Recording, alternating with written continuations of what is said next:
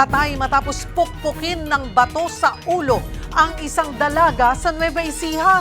Suspect sa krimen ang kanyang pinsan na nagselos daw sa bagong karelasyon ng biktima. Para bigyan ng mukhang balita, Mobile Journal, Kayla Makantan. Pinatay sa kinabandona. Yan ang kalunusunos sa sinapit ng isang dalaga sa Nueva Ecija.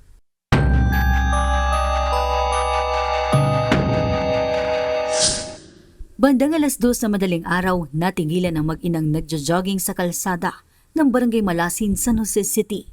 Napansin kasi nila, kalat ang dugo ng kanilang sundan. Tumambad sa kanila ang bangkay ng babae sa irigasyon. Agad siyang natukoy ng mga pulis bilang si Elias Christine, 21 anyos. Ayon sa mga pulis, huli niyang nakasamang 2 pinsan at ang bagong nobyo sa isang inuman. Natapos sila ng alauna ng madaling araw. Itong ating biktima, nagutom. Nag-volunteer itong suspect natin. Siya ang sasama dito sa pagbili ng pagkain. Doon na po naganap yung pagpatay. Sa investigasyon, mismo ng 27 anyos na pinsan ng biktima na si Elias Manuel ang suspect.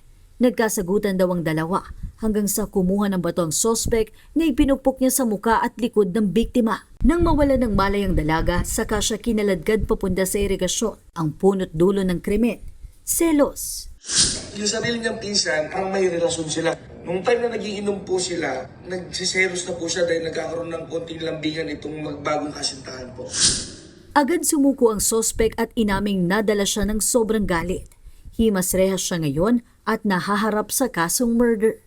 Mga kapatid, Mobile Journal, Kayla Makantan, hatid ang mukha ng balita.